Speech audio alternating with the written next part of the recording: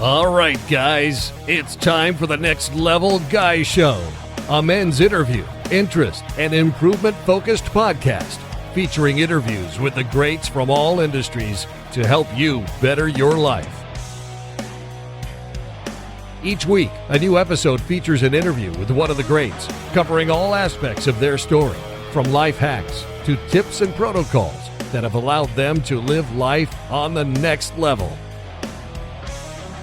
We then highlight concrete action steps that you can use to improve your life. And now, your host, Ian Dawson McKay.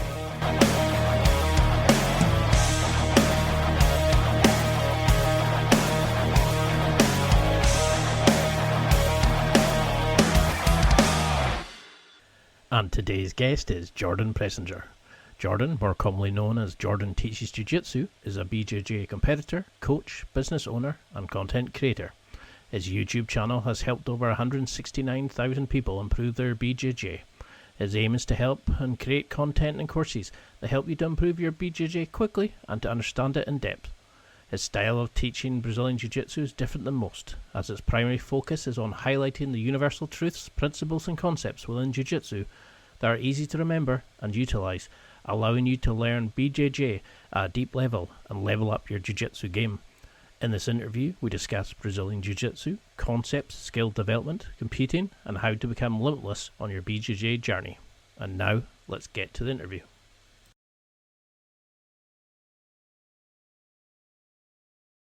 Thank you so much for coming on. I've been a major fan of yours for ages now. I follow every one of your videos. You've helped me as a big fat guy roll a lot better, win matches more, etc. But for those who maybe don't recognize the name, could you give a quick introduction? Yeah, I'm Jordan Preisinger I have a YouTube channel called Jordan Teaches Jiu-Jitsu where I really kind of specialize in concepts and clear objectives for people rather than just like specific techniques and whatnot. Although I do show those type of things sometimes, it's definitely focused on like concepts, which I find really helps people learn, especially beginners.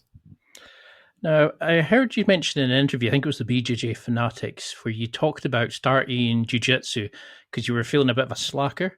And you just went into it. And now with an unbeaten record in MMA, multiple wins in jiu-jitsu, etc., did you really just sort of go into it because you wanted something to do? Or was there an inspiration, like a spark that got you to start jiu-jitsu?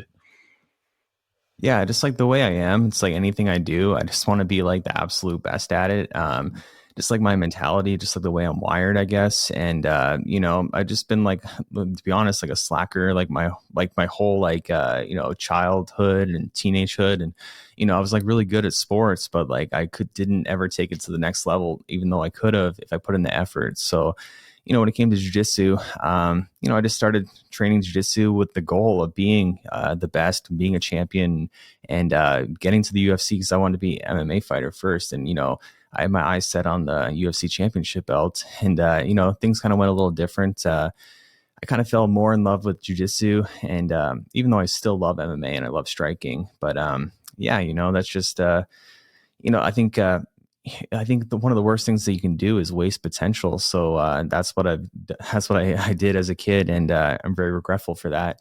But even now, I'm still currently wasting a little bit of potential because I know I could do very well competitively, but it's just hard with like a family and a business and the YouTube channel and everything is just so busy. But I do plan on getting back to competing, later in this year. I just need to get things in order, and then I'm excited to show everyone what I'm made of. I love how you're excelling at everything. Like, you've got a great family, you're a great father, you do all these amazing things, you're competing, you're coaching, and you're just like, I need to do more. It seems, do you think that's a personality trait of yours? It's always like you can push yourself better. Because I know what it's like when you feel you haven't really, like, part of the reason I started this channel was because I wasn't living the life I knew I could be, but I didn't know how to take that step. You're very much a sort of self-taught person and learning all the skills you need. Do you think that's what's helped you become this kind of maestro in so many different things, that unquenchable thirst for success and for learning? Yeah, I would say so. I'm just like, super competitive and like just when it comes to anything, it's like you play any like sort of game or anything. I just want to, I just want to win so bad. And like, I really enjoy like the competitive nature. So anytime we play like it can be a video game or board game or like cards, I like to like just talk a little bit of shit, not in like a negative, like rude way, but I like to get like, everyone just like hyped up, like they want to win and beat me and stuff like that. I just like that. I just find that really fun. So, yeah, like I have a hard time like sitting still and like, doing nothing. I just like to always be doing stuff. So like, if I'm going to spend my time doing something, it should be something productive. And, I view other people like that are successful just as normal people because that's what they are. And, I can be just like them. So like, my goal is to succeed in life and just have a great story because like if your life is a book at the end of your life, you want to have an interesting story. And I want to have a super interesting story where people are going to read that and be like, oh man, that's pretty amazing. So like yeah, I don't know, I don't have like specific motivation too much. I just like doing stuff and achieving and whatnot. Because that's what I really liked about your channel, like, was when I came in, every other sort of jiu-jitsu channel was showing you how to do a move. And then it was like, do this, flip into this, roll into this, back. And it was like, what the fuck? How on earth do you do that against a resisting opponent? What do you do if they do this? And then when I found your channel and I was like, suddenly it clicked because you were actually focusing on high quality footage of rolling against a resisting opponent, showing what they did right, what you did right, what went wrong, how they would fix it, the grips, and just it was beautifully done. It's so inspiring to see, and I think that's why you're so popular on it, because you're actually showing people how to use jiu-jitsu, not just like repetitively do a move. You're actually showing how to do it, and you go against big guys, small guys, world champions, and everything in between. But how do you see your students? Because, like we said, you follow your self-taught, sort of self-learning sort of mechanisms. Do you see people struggling in jiu-jitsu because they memorize a move but don't understand how to apply it? Because I'm always a big fan of like the kit Dale, learn the concept rather than the technique. Because if you know the concepts of how to use it, the technique doesn't really matter because you can apply it from anywhere. Are you a Roger Gracie fan of fundamentals only, become a master of that, or Ferrara, who did pick 3 moves and became a god in them, or where do you see guys going wrong in learning jiu-jitsu? Yeah, I would say there's a huge problem in jiu-jitsu where people, they like think that technicality is like memorizing a bunch of techniques. And, it's all techniques are just like grip sequences, so you grip here and then you grip there. And it's like a sequence. It's like a replacement system. So you're always controlling the person. Right.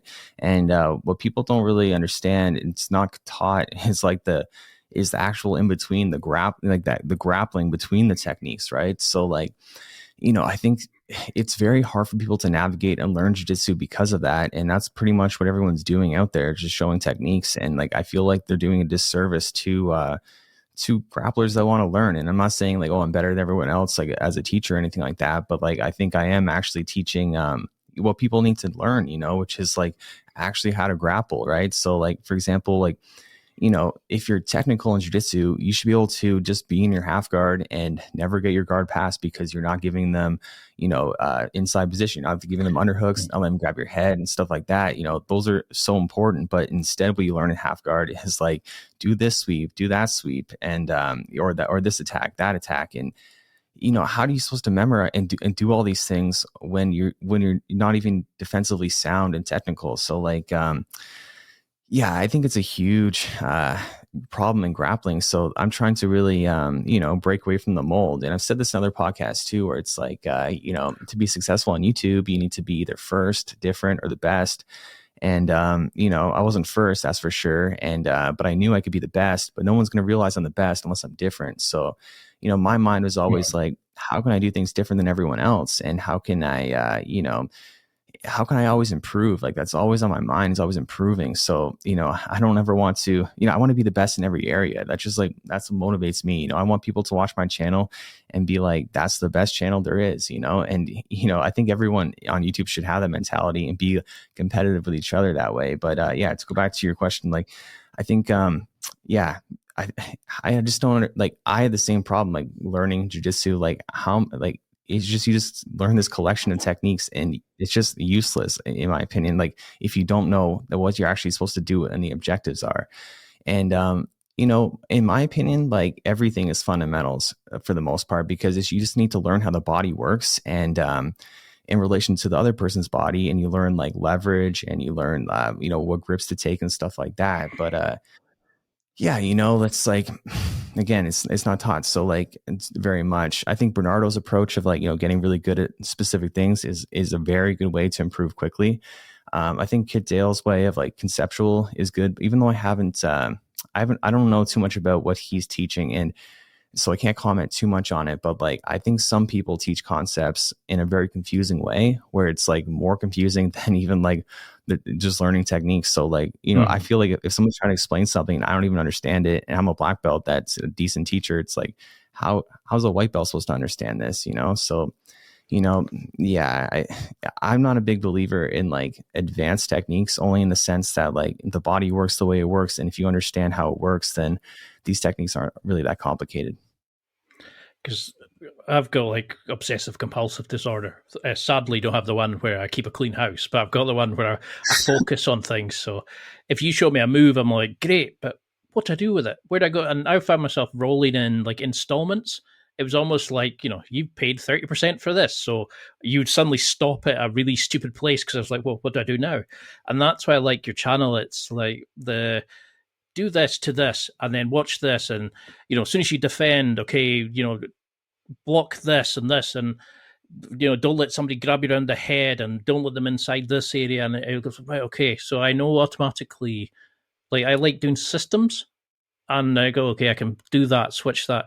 And I think that's why you're one of the best YouTubers, because you're showing people how to apply the move, and what to do when they do this, and where this went wrong and broke down. And that is really rare in jiu-jitsu, because no one wants to show that.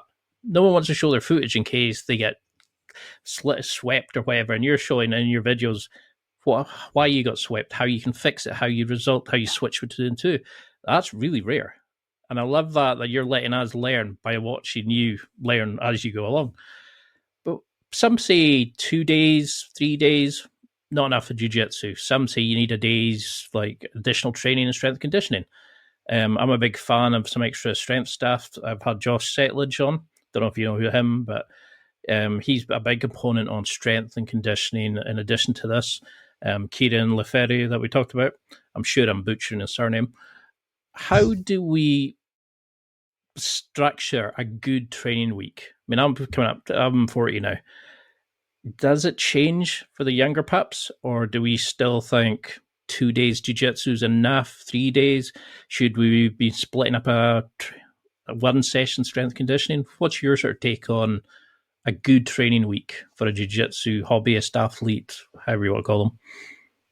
Yeah, like it's hard to give specific advice, only because like everyone has different, different factors in their life. Like if people are more stressed out than others, they're not going to recover as quickly as other people. Like that's such an important thing, is to try to live a stress-free life, which I'm trying to do, because, when your body's in a state of stress, it's the exact same as being, you can't recover. Like you're not in recovery mode if you're stressed, right? So it's going to be very hard to train like 5-6 days a week if you can't even recover because your body's in a state of stress. So that's one thing that's really important, and everyone is so stressed out there, including myself, right? So like that's one thing everyone should work on. But and it also factors in what they're eating, their lifestyle, everything like that. So, but people say, I've heard people say that, oh, twice a week is like, useless basically, and those people are just crazy, because like, I think people take jiu-jitsu too seriously, and in the sense that like, it's just a good time. It's a sport. It's have fun. If you do twice a week, are you going to be as good as someone that trains 4 times a week? Like probably not, but are you still going to be good and enjoy what you're doing? Probably. And that's what matters most. And I've said this a lot in other podcasts as well, that like, I think if your goal isn't to be the absolute best in the world, then it's not a big deal if you're not the best in your gym, or you're not the, it's just like you can be not great at something and still enjoy it. Like there's things that I'm not great at, but I still enjoy. And, if I put the time and effort, maybe I would get like really great at it, but I'm okay with like being mediocre at some things, but some things I'm not okay with being mediocre at, including jiu-jitsu and martial arts in general. So, I think strength and conditioning is important for people that lack physicality, like, because I've just been really lucky to have genetically just like I can build muscle very easy. I'm very like strong and very mobile and flexible. And, I just kind of got lucky that way. So I don't really do a whole lot of strength and conditioning or anything outside of jiu-jitsu, just like a little bit. But, as someone, if they're just naturally kind of like weaker, yeah, they would definitely need, strength is going to help them for sure. And just building a strong body, because that's also like going to help you prevent injury, right? Like I never get injured because not only because I have like a strong body, but also because I understand how to be aware of, what's dangerous and what's not. So I always keep myself out of danger. So a lot of times people, they maybe think that jiu-jitsu is like a dangerous sport and whatnot, but it's only as dangerous as people make it, so you can definitely minimize risk of injury, and you can excel in jiu-jitsu faster if you prioritize that, right? So yeah.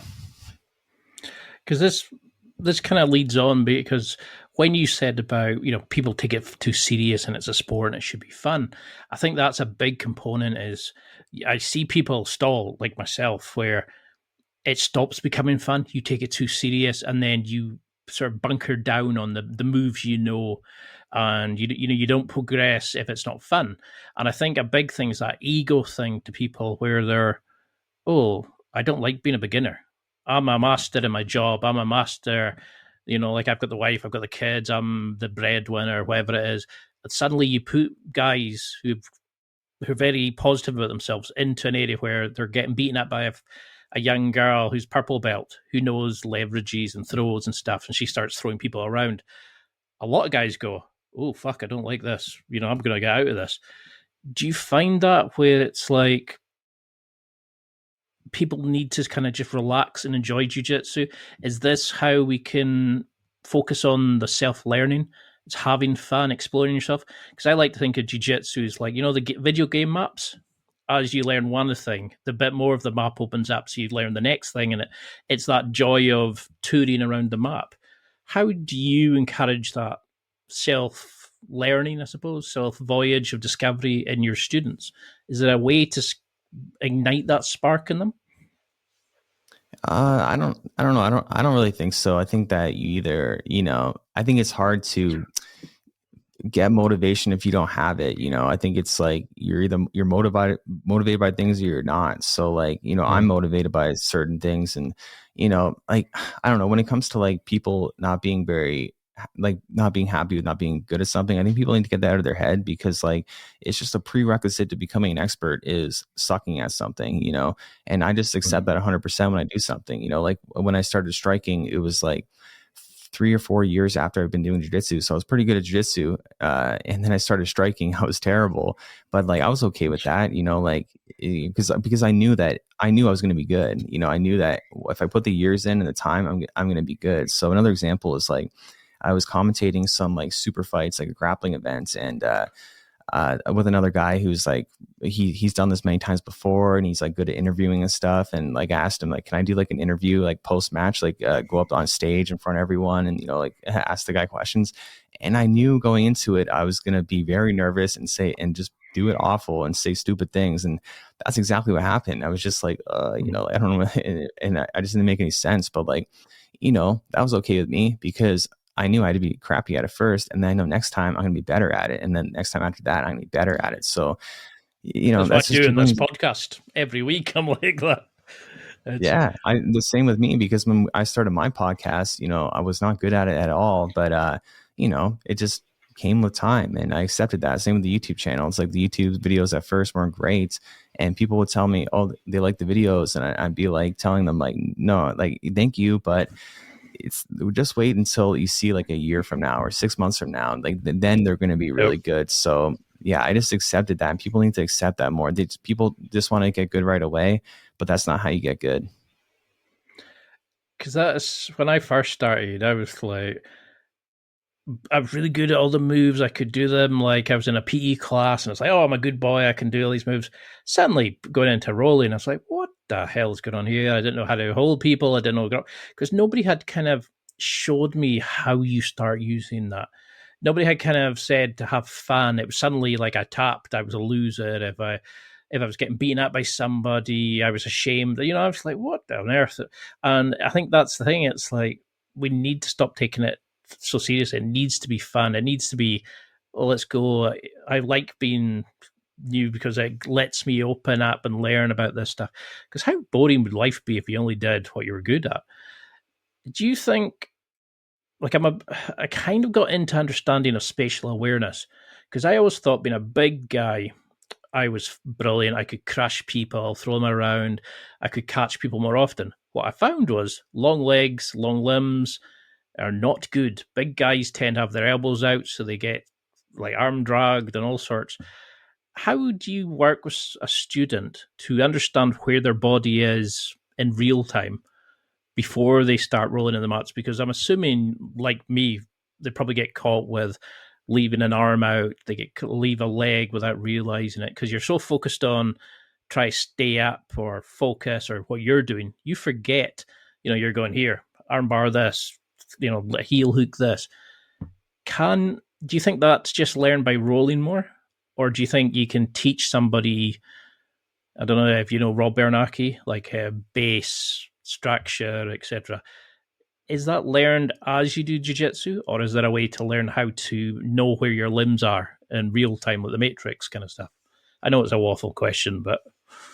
No. I think it's a combination of both because, I think that when you give people specific objectives, it makes things a lot easier. So, for example, we do a lot of drills at my gym, and a new person comes and they start with a drill that's like, passing the guard, but not just like, oh, you got to pass the guard, because that's confusing. It's a lot of objectives there. But if the drill is very simple, like this one we do, it's you have to keep their feet off you, and if their feet touch you, which basically means they're establishing a guard, you have to do 3 jumping jacks. But if you can get all the way around to a 180 degree angle, right, to you don't have to drop down chest to chest north south. You just need to get that angle, right, to clear the legs, and then they do 3 jumping jacks. So the objective is so clear. It's like keep the feet off you and get around the legs, get around the guard. So I've had brand new students come in and they do that drill to start, and then when they actually grappling, it's a very specific objective. They understand that, so there's not so much going through in their mind. So I think that the more we can break jiu-jitsu down into specific objectives, the easier it's going to be for people, and then they can start learning and applying techniques, because everyone needs to slow it down.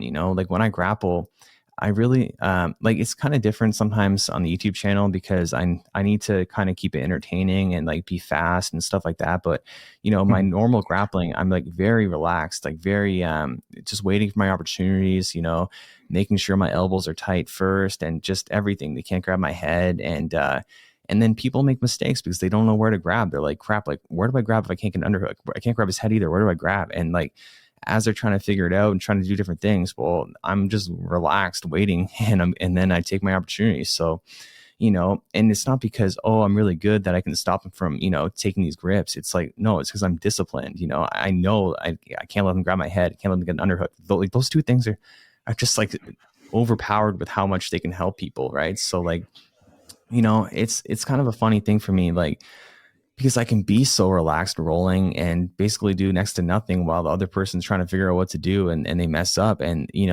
if I can do it, other people can do it too. Because again, it's nothing special I'm doing. Certain things I use my physicality and, flexibility and, whatnot. But when it comes to just pure defense, it's nothing crazy. It's just preventing inside position and blocking space and stuff like that. Everyone can learn that. So I also talked about this in my last podcast for Talk Jitsu. I think sometimes people make excuses for themselves, oh, I'm not good because of this or that, or but in reality, you're just not technical enough. And it's not because you haven't memorized techniques. It's because you haven't understood the objectives. You haven't understood how important it is to do things defensively.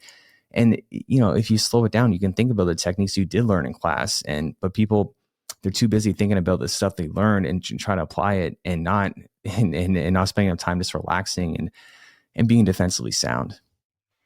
Because I'm assuming that you learn sensitivity, awareness, timing, etc. during a role. You kind of get better at anticipating where an opponent might go, or visualizing options, etc. Do you find that there are like basic concepts that you drill into your students? It's like you're saying, as soon as you defend, okay, I can't let them get, like an arm around their head. I can't let them, start stacking my knees towards my chest or something like that. Are there three? I know it's kind of a general question, but are there three basic kind of ideas that you want somebody attacking and somebody defending to do, so that immediately when you switch into attacking or defending, you can go, what was that again? Okay, make sure they can't get an arm around my head, close the space, this for defending, or I'm immediately wanting to open the hip and the elbow, or are there basic rules that we should adopt when attacking, defending in jiu-jitsu? Yeah, 100%. And I go over this a lot in my upcoming theory course, but I'll share just a lot of it now because I like talking about it. So like, let's just get started with defense. Yeah, never let someone grab your head ever, because that's inside position. Never let someone grab an underhook, because that's inside position. And never let someone get chest to chest unless you have an underhook, right? So, if someone gets chest to chest on you with those grips, you're screwed, so you need to use your frames to keep them away. Your frames are your knees and your shin, or your elbow and your forearm. Like that's what we use to defend, right? And then our grips are our hands and our feet. That's what we use to grip people, but grips can also frame. So we need to always be gripping people, searching for inside position, preventing grips on us, preventing inside position. We need to always keep our frames in front until we can get grips, and we need to always make sure our frames are facing people, because like defensively, if your frames are pointing away from your opponent, they can't be used for their purpose, which is managing distance, right? So those things are really important. So when you're on the ground, say the bottom, you need to always be gripping, with everything you have. You've got four limbs, your hand, like your arms and your legs. You need to use every single one you have. Like if you don't, you put yourself at a disadvantage. And when it comes to the top, it's pretty similar. It's like you need to make sure their frames are pointing away from you. You need to make sure they're not gripping you. You need to make sure that you're working to move their frames out of the way and whatnot. You need to make sure their frames are also facing away from the mat, because if they can put their grips too, they can put their feet on the mat, well, they can stand up, and now you got to take them down and whatnot, right? Or if they put their knees on the mat, well, now they're in turtle and make them possibly stand up. So there's so many like clear objectives. Another one is like, you need to always put your chest on people to control them. So like all the dominant positions are like this. So you, like mount, your chest to chest, side control, chest to chest, half guard, chest to chest, assuming they don't have a knee shield, which is a frame. You have the back, your chest to back, and you always want to be centered on them. You want to keep their back on the mat. Like jiu-jitsu people need to be more, they need to understand more from other grappling martial arts like Sambo and judo and wrestling. It's all about pinning. You pin someone, you control them, right? So what is a pin? Their back is on the mat. And because that objective isn't clear in jiu-jitsu, people will just let people constantly turn on their side. And, how do you escape side control? You get on your side. How do you escape mount? You get on your side. How do you escape anything? You get on your side, right? So if you pin people down, you prevent the escapes. And how do you pin? Again, you keep them on their back. How do you do that? You put your chest on them. So like, there's some other ways, but like your chest is the main one for sure. And it's like, I feel like knowing all these objectives has made me so much better at jiu-jitsu, because now I wing it less, and I don't need to like think about, techniques and stuff. I'm just like, I know the objective is clear. So yeah, it's like, there's so many, like there's not even that many, to be honest. There's like, I could probably write down like 20 objectives, and that's all you need to know to be a good grappler, and then add in techniques and you'll be effective offensively. So yeah. Well, I am definitely buying that course, because I have yet to watch one of your videos and not taken a key component, a key kind of focus on it. That might be something as simple as, well, you're passing as you want their shoulder, both of their shoulders to their mat. If they come up on their side, they're doing this. Even if I don't understand the move or have the ability to do the rolly, flippy stuff, or it is, I still go, that's why you do that. Okay, that's what to do there. Or, do this before, like to stabilize the position before you did this. And it makes sense. And I don't know why. You just have this knack of showing great examples and doing your voiceovers to it. It's just phenomenal content. You mentioned there about staying relaxed, being open and kind of not panicking and waiting to see what they do. Is that, this is going to sound a wee bit weird, is there a way to look at an opponent when you're defending and seeing where they're going? Like in the Rocky films, they were saying you don't look at the fist, you look at the you look at the shoulder, because that's where the punch is coming from. It might not actually be the Rocky films. Is there a way you can look at the opponent and know that if their knees focusing out one way, it means they're going for this particular pass? If they're shaping a certain way, does that kind of understanding come as you become a better jiu-jitsu player? Or can you start seeing, well, they only have these options from here? Can you sort of learn that as a white belt, blue belt onwards? I think it's a combination. Yeah, no, it does. And I think it's a combination of both. Like you definitely learn over time, but because the more you grapple, the more you see that there's not really that many options in jiu-jitsu when it comes to like certain things. Like you can only go forward or back. Really, you can only go side to side. There's just like a lot of times when I'm commentating, it's like and I'm looking at the footage, it's like there only are two options here, in or out, right? So like I think that because jiu-jitsu can be so confusing for people, they don't realize that there's few options, right? So if someone's has me in, like they're trying to pass through my guard, they got one leg through.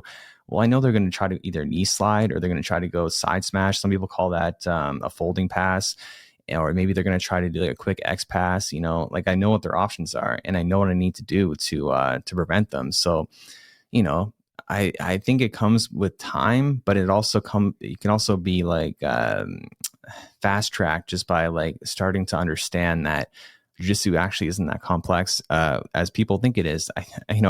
Which like some people might think like, oh, but it is so confusing. But it's like, no, I think they make it way more confusing in their head and way more than they need to. And in reality, it's like our bodies can only do, they can only move certain ways, like left or right, forward or back. So yeah, it's like, I think it's less confusing than people realize. Because I used to always look at opponents and go, oh my God, he's going to do this. And I don't know what he's going to, I'm panicking. And I'd be analysis by paralysis. I'd be like so much thinking about what they were doing. I was just leaving things open and they were coming and going in. And then I discovered pressure passing and I became this fat beast of a thing that would just, like the Marshmallow Man, I would kind of absorb and squash people and all. And I felt like I was amazing. And then I found I wasn't progressing as quickly as I wanted to because I fell back on always being top game, always being pressure passing. And I can't remember which video it was, but I remember you mentioning about how big guys need to defend, big guys need to do the like other styles like fast passing or fast game. They can't just rely on that, where small guys need to learn how to pressure pass and stuff like that. How do we build a game where we're not reliant on like our physicality, or we're reliant on that worked for us? Should we all big guys be playing bottom and like guard retention and inversions and stuff, where all small people trying to control people like pressure passing, tozzy passing, that sort of thing? Do we need to learn all round and start now rather than when we're purple, black, etc., and not having big chunks missing from our game? I think it depends, like I think people should use their physicalities, but at the same time, you want to use the minimal effective dose. So like, when it comes to, I can pressure pass, people that are my size and bigger, like that makes sense to do, or speed pass can make sense to do. But like, going at someone that's like 120, 130 pounds, like a lady or like a, smaller guy, like why would I be using all my strength on them to hold them down? Like it doesn't make sense. So like, I find it more challenging to roll with someone very small that's technical than someone that's really big and strong, which it might be less technical, because I could crush these little people if I wanted to, but like I want a technical battle, So like, for example, there's like a lady at our gym. Her name's Tanya. She's 110 pounds, and we have great rolls all the time. It's not a waste of time at all for me. I need to out technique her, and I need to be aware of her, her size at the same time and not crush her. And it's like, I got to be like faster and use like angles and technique way more. So, because I've seen people online being like, oh, it's like a waste of time to roll with the ladies. I can just curl, I can just curl my arm to get rid of the arm bar or whatever. It's like, well, you're just like admitting you're just using strength, right? So which strength is, you need to use strength 100% at times, but like, you don't need to use it on someone that's weaker than you, right? It doesn't make sense. It's like, yeah, some strength, but you use technique first, right? And then people that are, stronger than you, 100% use as much strength as you need to get the job done. It's like the minimal effective dose though. So I think that people that are strong and big, they should, use that against people their size and bigger. Against people that are smaller, they should, change up their style, roll differently. Like there's time and place for different styles. And people that are smaller, they should, use their speed to their advantage for sure. And so like I've seen it before. People like they just kind of hold her in side control, and like if they do manage to pass her guard, and then they don't do anything, they just like, oh, it's a victory. I'm holding this person down, pinning them, but like they're using like all their strength to do it. And like, what kind of role is that? You don't need to let people, kick your ass and stuff, but you need to keep the role going, right? So it's a really frustrating thing for me to see like people that are bigger just like use all their physical advantages, to make up for the lack of technique.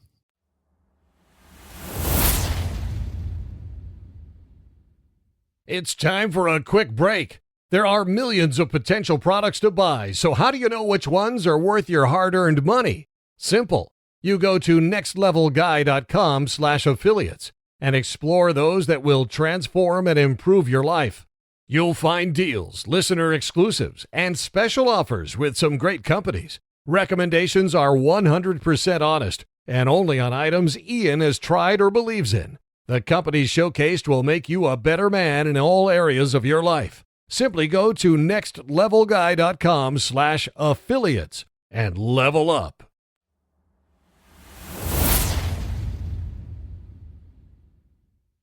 So a lot of gyms come from the viewpoint that newbies should roll from their knees, or you occasionally get them when they then move to standing up, they go, oh, what do I do here?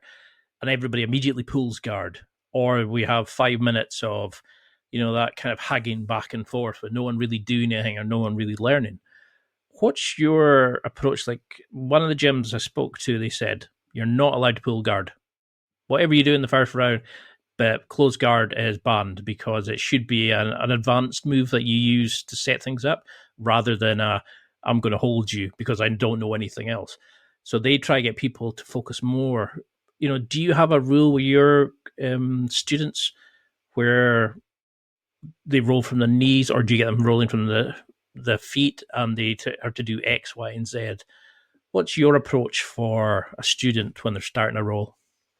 Yeah, so in my opinion, like rules like that are dumb, but that's just my own opinion. I'm not talking shit, but like because like people should just do what they want, and develop the styles they want to develop.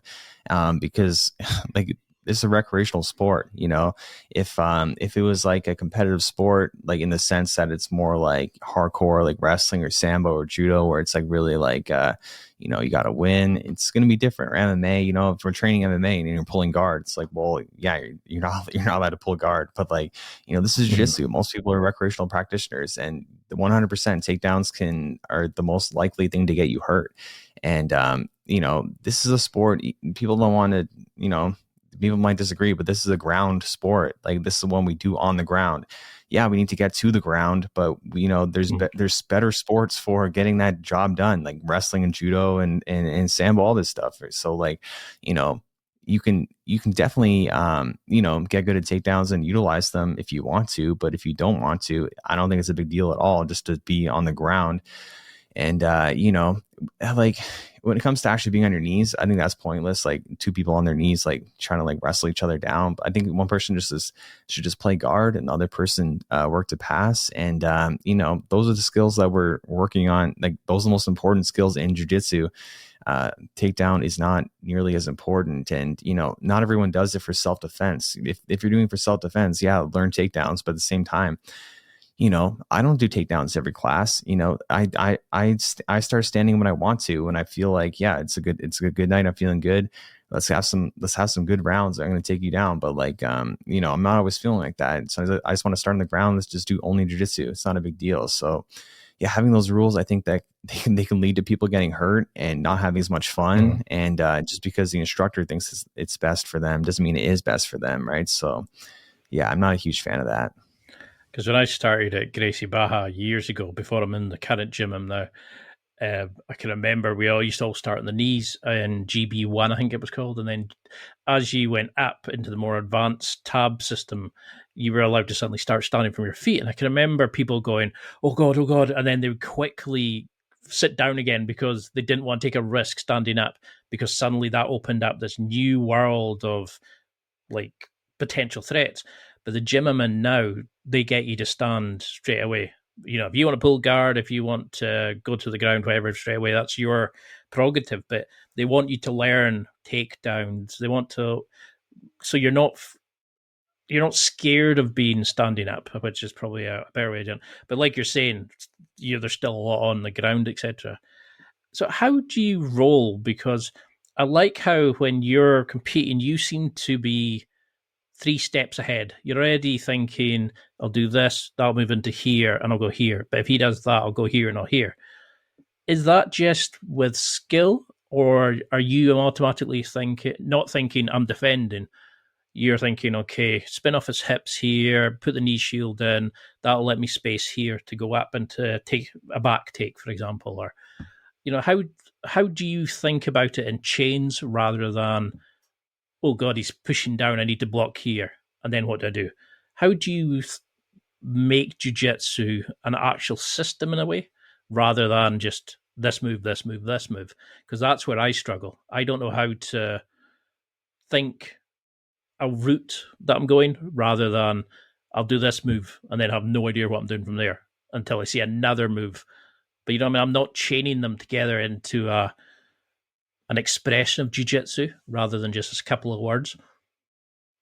Yeah, I think for me, it's probably a lot different than most people, or especially beginners, is because I don't think when I roll at all. Like I just completely go like blank basically. And sometimes it's to a fault where I'm just like thinking about other stuff, but my body's doing what it needs to be done. So, you really develop muscle memory after rolling for over a decade. And your body knows what their options are, and your mind does too. But I think it comes mostly down to the body for sure, because you want to be like the ideal place to be is in a state of flow, like Zen, which is actually with the like my gym, like the Enso symbol. It's to what it means is to free your mind and let your body create. So it's really hard to flow when you're constantly thinking in your head. But how do you get things done when your body doesn't know the answers, but your mind is, you need to rely on your mind to do it. But then if you think you're going to be slower and you're going to react slower. So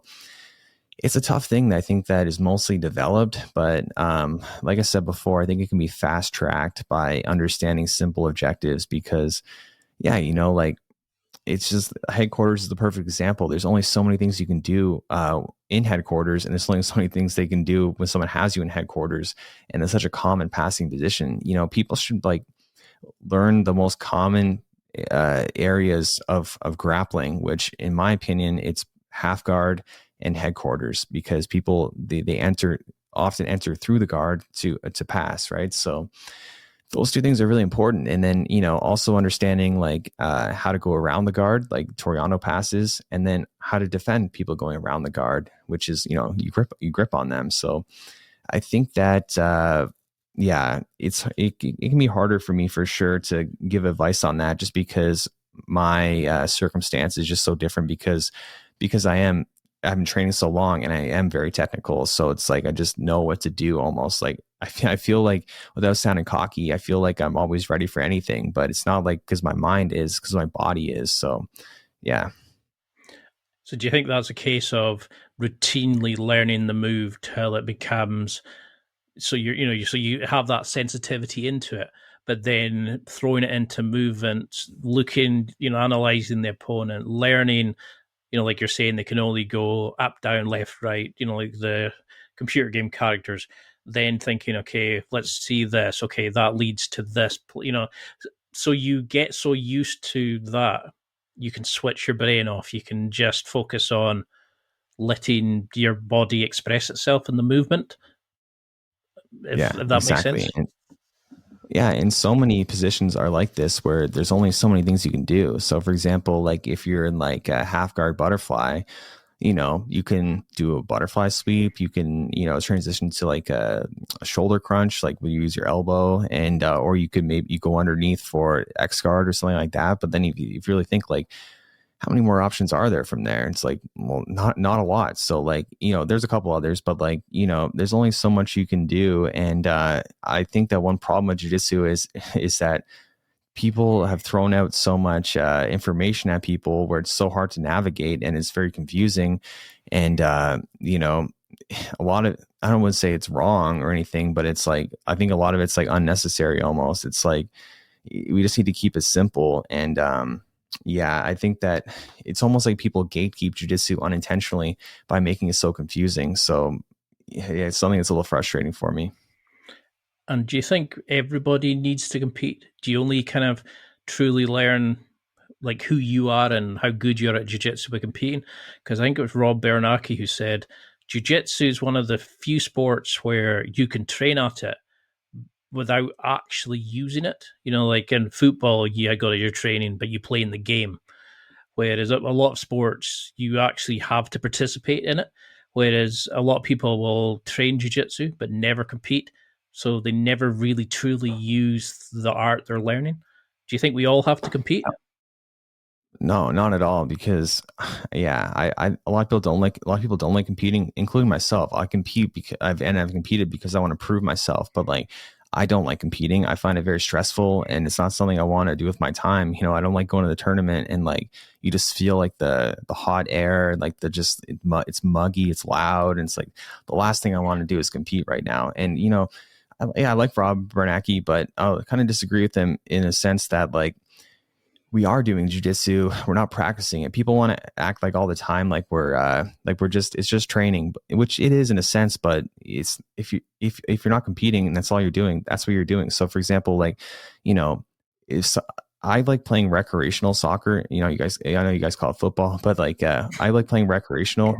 I don't want to play competitive soccer. It's not something that interests me at all because it's too serious, too fast paced, too like, it's just, I don't find it fun. I like playing recreational and just having a good time. But am I just practicing by doing recreational soccer? I don't think it's like practicing, because you can have soccer practice to, practice. So I kind of view it the same way. It's like when you're in the gym, you're more so doing like a recreational, matches and games, just, having fun. And then if you want to compete, it's more like doing like the competitive soccer in that sense. So like, I don't play. Yeah. Like when I played like men's league, after like, playing high school and everything. I played soccer a long time, but I started playing men's league and I just didn't like it. I was like, I just rather just play like, with guys that are just average or whatever, even though it can like, maybe it's like not fair too. Cause I'm like, I was a pretty good soccer player, but I just didn't, I don't like that competitive. I don't really enjoy that. So I don't think anyone should be forced to do anything they don't want to do. And everyone should just be, do jiu-jitsu for the reasons they want to do it, and do what they want to do. So I don't like when people like try to force people to compete or like act like they're not actually doing jiu-jitsu because they're not competing. Like, you are doing jiu-jitsu, you're just doing it recreational, which is no problem with that. So then how would you take, if somebody does want to compete, but they're wanting to actually build in and give it a good go, how would you go taking somebody from, they turned up, they had a good day, to actually on the podium? Do you find, is there a certain focus that you would do like a training camp with somebody? I mean, because you're undefeated in MMA, you're smashing people left, right, and center in jiu-jitsu. How do you dial in your training for a competition? Does it change? Does your eating change? Do you focus on certain things, or is it all just about rolling, having fun, and just giving it your all in the day? Do you change as a person when you compete, do you think? Do you mentally shift? I know you probably have do you have like a mantra before you roll? Do you do anything special? How do you approach competing? Yeah, for me, like I do have a little bit of a mantra. It probably sounds like cocky, but like I'll just tell myself, like, I'm Jordan Preisinger. I can do this. They should be more scared of me than I am of them. So like, I just tell myself I'm Jordan Preisinger. So that's something that kind of helps me. And when it comes to getting people like ready for tournaments and stuff, I view it a lot as like I'm going to help them get ready, but their success will also be dependent on how much they want to win. So, I never needed someone holding my hand to train hard. I never needed that. I never needed someone to tell me do this, that, and this. Like I did everything I could to make sure that I got the win. And the same thing is going to happen because I probably will start competing later in the year, and I'm not going to need any help from anyone in the sense that like I'm going to make sure that I'm in the best shape of my life. I'm going to make sure that I'm ready to beat everyone. And, I'm going to leave no stone unturned. But like, if someone doesn't do those things, then maybe they just don't want it, enough. Because you can still achieve the results without putting, your all into it. But, when I do something, I want to ensure results. I want to there's no question I'm going to win. So, I don't like to like force people into like training super like harder than they want or doing things they don't want to do. It's just like, be honest with them. It's like, these are things you should be doing if you really want to ensure you win. And, but it's on you, everyone's responsible for themselves. And, again, not that I'm not going to help as a coach, like that's not the case at all, but we got to put a lot more responsibility on the athletes for sure. I like that, because it's one thing to say like, eat this 3 times a day, do this running, do this kind of submissions. If you're not drawing that motivation, then there's not really much point going, unless you're going there just have a bit of fun and learn about your jiu-jitsu, learn about yourself, because it is like an intrinsic motivation. And a lot of people don't do that. They go there because they think they're going to be the best and then compare themselves so that they get beaten and stuff, rather than going there and, like you're saying, knowing that you need to be there in great shape. You need to be training hard. And if you're not doing that, learning about the little things aren't going to make a difference. And it all probably comes down to goal setting and what you want out of it. So what about recovery? I mean, you do all these amazing videos. You teach, you coach, you roll and do your own training. Then you go away and do like competition and stuff. You've got a young family, so you're of course going to be getting battered by your kids, because that's like everybody I know who's got young kids is constantly trying to escape them. What do you find in terms of recovery? How do you kind of deal with the bruises and niggling injuries, or is the love of the sport enough to overtake it? Are you a fan of massage guns, hot baths with herbal salts, all these kind of stuff, hot saunas, cold showers? What's your go-to recovery protocol?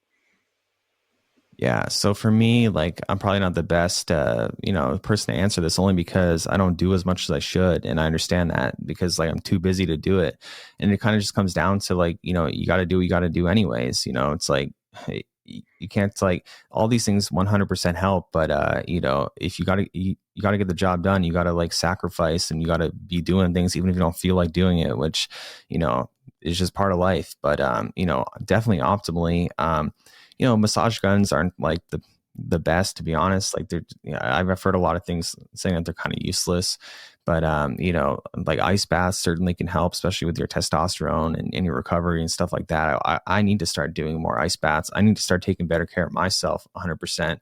Like I know the things I need to do, but like it's just finding time to do it, because all my time is spent working. Like I work. That's all I do. 24/7, everything's jujitsu. And, but that's what I got to do for my family, right? So that's how I provide for my family, and that's just a sacrifice you make as a father and as a man. So like that's just the way it is. Like, but definitely, I would like to treat myself better and recover better, and but more, it's usually small things that are free. Like anything for recovery that you need to spend money on probably isn't going to be your best use of your time and money. Like all these things are free to actually truly recover. Like being like stress relief is like so important. That's like the main one, not being stressed. Because again, you can't recover if your body's in a state of stress. It's just the way it is. You're either in a parasympathetic state or a sympathetic state, and which basically means either stressed or recovering. So there's only two, it's binary. There's only two. So I would recommend people reduce their stress and, take care of their body, get enough, eat right. For a long time, I just lost 15 pounds because for a long time, I was not taking care of my body. Like, I was like 195 pounds. I was eating so much food and just like processed food, or whatever, because I just didn't have time or I guess the energy to take care of myself. But now I'm kind of going to kind of like a transitional phase where I'm really prioritizing my own health and my own mental well-being. And because,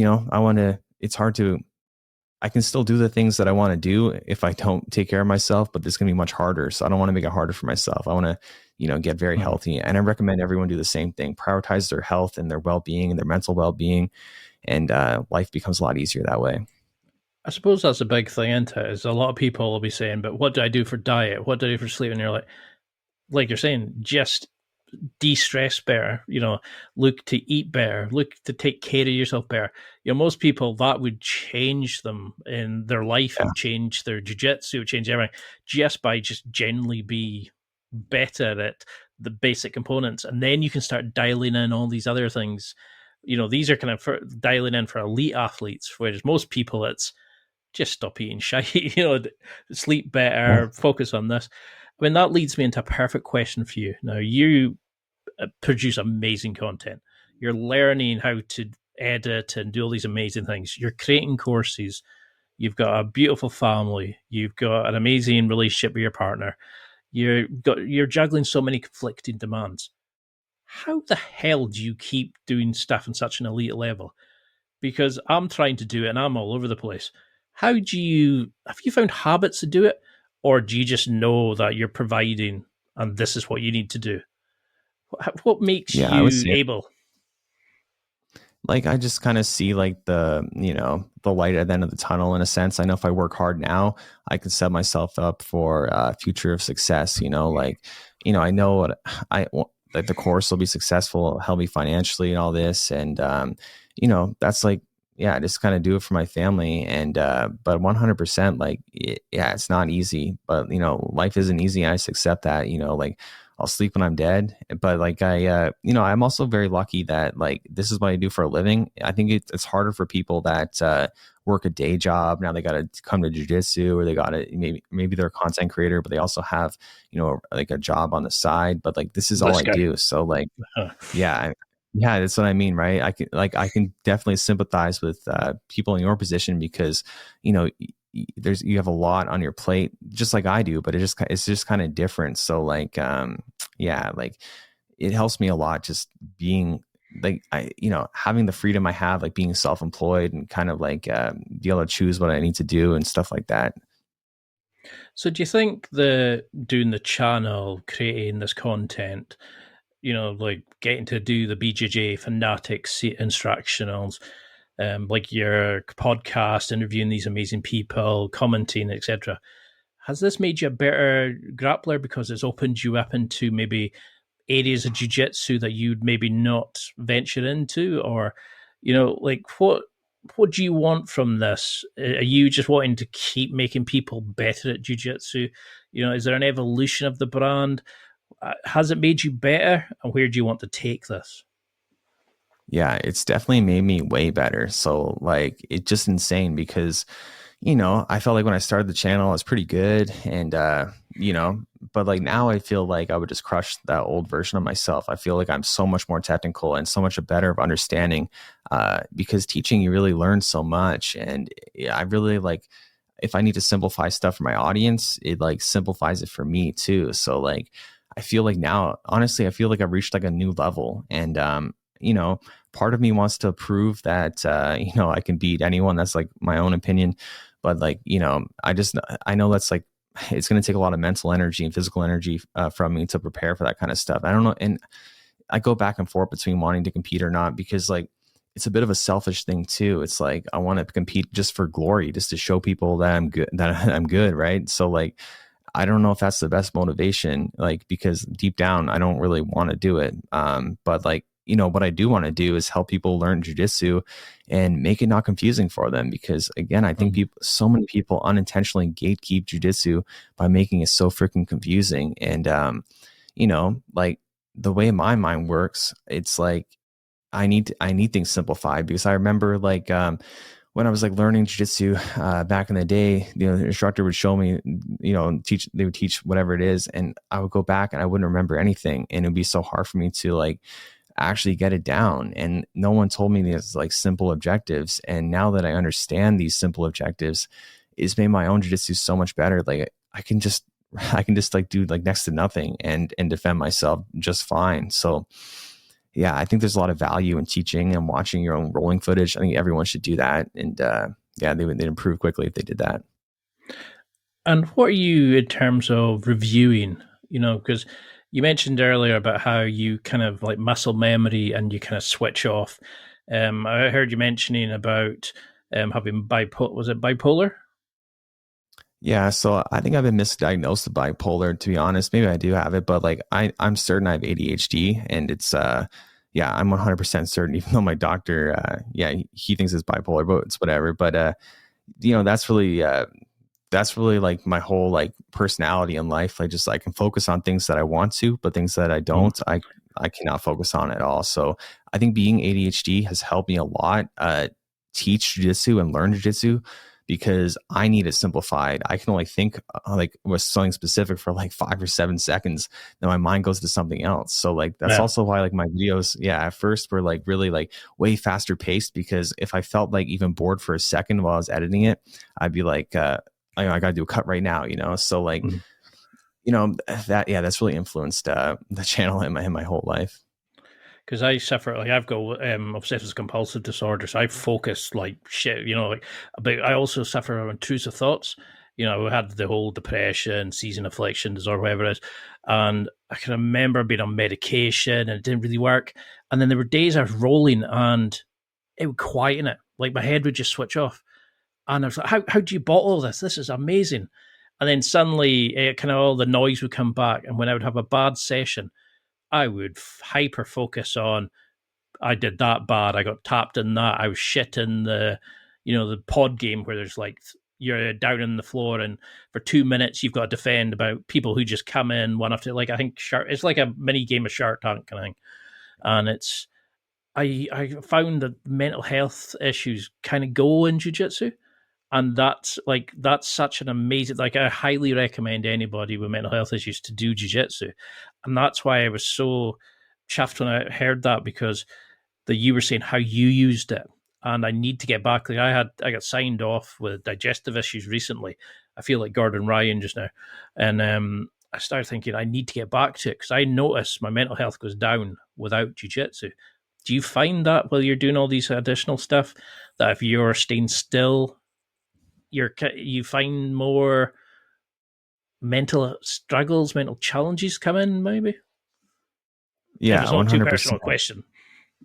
Oh no, I never mind talking about my mental health, because like, I like to let people know I'm no one special. I don't think anyone is. I don't put anyone on the pedestal, so I like to be honest just with everything. So, I think jiu-jitsu has helped my mental health a lot, but like this last like year or two, my mental health has not been great at all. And so I'm really happy with how much I achieved, considering like I was not in the best mental state.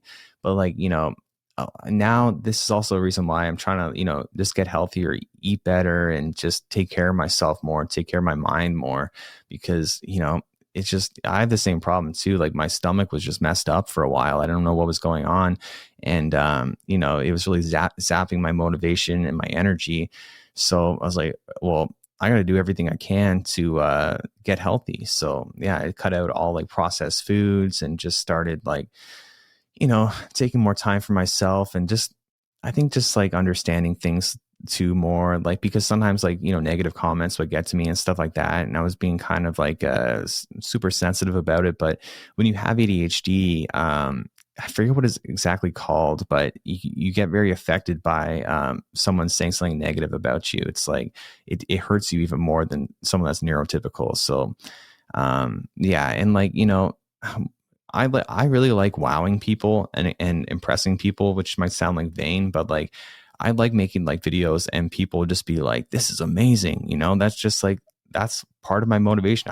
I enjoy that. And I don't think there's anything wrong with is saying that, because, why would I not, but like, again, because I'm like neurodivergent, it's like, I have different motivations than someone that's like neurotypical. So I think everyone with a mental illness should definitely do jujitsu, even people without, because yeah, it definitely provides you mental clarity and just time away from your mind. But yeah, one problem is that the better you get and the more you can rely on muscle memory, you can like still be in your head and just be doing the thing still, and you're just like thinking about other stuff, which I need to work on for sure. But I'm working on every aspect of my mental and physical health. Because I can remember being in a conversation at work and I was thinking about another conversation and I was so into like almost both conversations. And I remember like thinking about like an ex-breakup recently while I was dealing with a student and playing a character, but thinking in something else in my head. And jiu-jitsu was the first kind of thing where it kind of calmed me down. It just kind of opened up and allow me to focus. And it's pretty easy when there's a ginormous guy diving on top of you to try to choke you out. It's amazing how quickly in the moment you become at that point. But what's your like idea towards goal setting, reviewing? Do you kind of, do you use journaling? Do you find that jiu-jitsu's your creative outlet?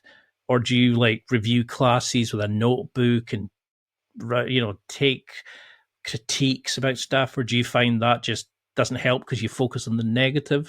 Are you a fan of note taking, goal setting, and stuff like that? So I think that everyone is like different. So what works for some doesn't work for others. Like, I never have benefited from journaling or like, specific goals just because, or not specific goals, but like more like, yeah, like too much of goal setting just because like, I know what I want, so it's clear to me, like when I want something, I'm going to do everything I can to get it. So, but the problem can be definitely is finding motivation. And I don't think that just writing your goals down necessarily will make you motivated. You need to want it. So, like right now I'm working really hard on getting more students at the gym, because for a while the gym's doing good, but like for a while I was just focusing on the YouTube channel only and not really, it was more distant than I should have been, and not advertising as much as I should have been. So like, now, like I'm like putting an active effort into, making the gym just the best place to be and get people signed up in the door, and just like I don't need to like write that down and define it or anything. It's like it's clear to me that's what I want right now. So, but I think some people that is very beneficial for and taking notes and stuff like that. But yeah, not for me, but definitely for some. And what are you like with instructionals and, like think, because during COVID especially, everybody bought jiu-jitsu instructionals and, do you think there were like well, obviously you think they're worth it because you've got your own through BJJ Fanatics, etc. But how should we use them to become better? I mean, I bought a ton of them. How can we start using them and going to class and learning at the same time and implementing it? Is that a good time to watch the stuff and think I'm going to try that in a role and go to do all the stuff I need to do in class, but in the role I'm going to try this takedown or this pin or this etc. Is that how we would use them to sort of build into our repertoire, etc.? Yeah, so I would like focus on, just like a couple things at once only. And because I think that people can definitely have information overload. And like, for me, for example, like I can't read like a book. I wish I could, but like my mind won't stay focused long enough. And it's the same with like instructionals. It's like I can watch it and then the information just goes right out of my head. So like I need it very simplified. So yeah, watching instructionals and I think maybe taking notes in that case would be good if you can really, break down what they're saying into smaller points, which to me is something they should have been doing anyways, because I think a lot of instructors just talk way too much and confuse the shit out of people. I think you need to go into the role with like specific objectives from your instructional. If you watched it, you want to hit this, and if you don't get it, you go for this. Like just like two things, like A/B systems, and you can find that within watching the instructionals. But again, I think that the instructors should do a better job of making it simple for people. I definitely agree, because I used to ask that question to everybody, and they would say, do this. And then I can't remember who it was, said, the first thing to do is watch the damn things, because hardly anybody actually watches them. And I remember sitting there going, fuck, I can't remember actually putting them on. I'd watch 10 minutes and get bored of it, because I kind of learn as I go. And I started using Evernote, which is a great tool, free in most cases, and kind of building a chain of, if I do this, and taking notes of things. And it seems to help me to do it later on. But I think that's probably a good thing, as people are saying. It's like you mentioned earlier, is, look to be healthy. Don't worry about your diet. Try fix this. Try be healthier rather than I need to do this, and this. It's kind of dialing in the general stuff, then focusing on the stuff as you become more elite, etc. I think that's a great way as well of instructionals. Watch them first, then try to use them, then take notes, and because how many people actually use them rather than talk about it and get nowhere? Like you're saying, jiu-jitsu, you shouldn't need somebody to get you to go to class and stuff. And I think that's a good way of looking at it. I know I've used up far too much of your time. So what would you want people to take from this before I can get you on for a round 2 and get you on with some other great guests, etc.? That's if you want to come back, obviously. What would you? Oh, yeah, for sure. What would you want people to take as a go-home message, like a reminder from this? If you had to sum it up, you can do key points. You could say one general message. What do you want people to remember about jiu-jitsu from listening to you? Yeah, I guess like my advice would be to people should just enjoy jiu-jitsu, think less about the minor the minor like details of it, of like this and that. Just like make it so simple for yourself rather than like this like super complicated thing. And just like focus on having fun, and just that's the most important thing. I think that's the worst thing happening in jiu-jitsu right now, is people take it way too serious.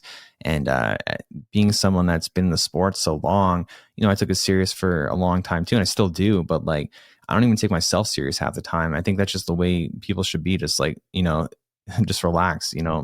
Yeah, I guess it's not a great answer, but I just wish people would, just enjoy jiu-jitsu more for sure. Just relax.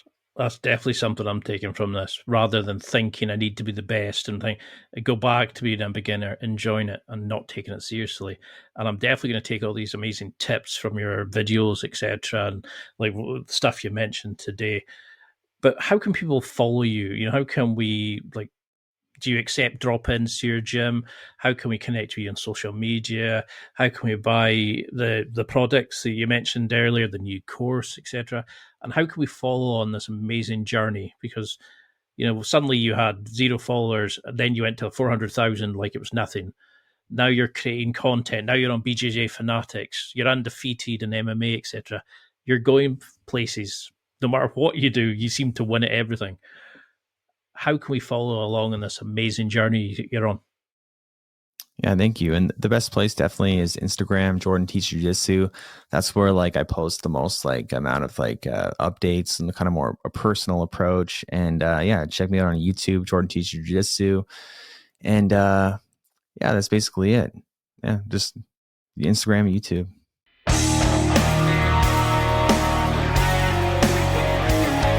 Well, that's it for another week. And thank you for listening. It's now time to take what you've learned and use it to develop and enhance your life with the key points mentioned. Listen, try it, embrace it, use it, and crush it. Now's your time to hit that next level in your life. If you liked this episode, then please leave a comment on the show notes or a review of the show on your podcast platform. Everything helps evolve the show. Until next week, keep seeking the next level in your life.